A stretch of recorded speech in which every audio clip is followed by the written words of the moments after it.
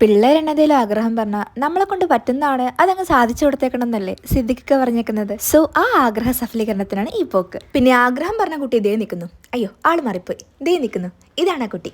ആളുടെ ബർത്ത്ഡേ ആണ് ഈ ഏപ്രിൽ 10th. സോ ആളുടെ ആഗ്രഹത്തിന് ഒരു ഗിഫ്റ്റും തപ്പിയാണ് നമ്മൾ ഇറങ്ങിയിരിക്കുന്നത്. ആ പരിപാടി എല്ലാം കഴിഞ്ഞ് ഇറങ്ങിയപ്പോഴേക്കും വല്ലാത്തൊരു വിശപ്പ് വന്നു. സോ വിശപ്പിന്റെ വിളി വന്നാൽ എന്തെങ്കിലും കഴിക്കണ്ടേ. വളരെ ലൈറ്റായി റാപ്പും ഫ്രഞ്ച് ഫ്രൈസും നല്ല ചൂട് റാപ്പിന്റെ മുകളിലേക്കാണ് സോസ് ഒഴിച്ച് കഴിക്കുക. നല്ല വിശന്നിരിക്കുന്ന സമയമായതുകൊണ്ട് റാപ്പ് തീർന്ന വഴി അറിഞ്ഞില്ല. അങ്ങനെ ആസ്വദിച്ച് ഫുഡ് കഴിച്ച് ബാക്കി ഷോപ്പിങ്ങും മറ്റു കാര്യങ്ങളൊക്കെ ആയിട്ട് പുറത്തേക്ക് ഇറങ്ങിയപ്പോൾ ദാണ്ട വേന്ന് ഇടിച്ചു കുത്തി മഴ. സോ നമ്മുടെ ബാക്കി ഷോപ്പിംഗ് പ്ലാൻസ് എല്ലാം വെള്ളത്തിലുമായി. നമ്മളിവിടെ നല്ല കട്ട പോസ്റ്റ്. മഴ തോർന്നിട്ട് പോകാം എന്ന് കരുതി നിന്ന ആ ഒരു നിപ്പ് അതൊരൊന്നൊന്നര നിപ്പായി പോയി. അവസാനം വേറെ വഴിയില്ലെന്നറിഞ്ഞപ്പോൾ മഴ ഒന്ന് ചെറുതായിട്ട് കുറഞ്ഞപ്പോഴേക്കും ഞങ്ങൾ ബൈക്ക് കൊടുത്തിറങ്ങി.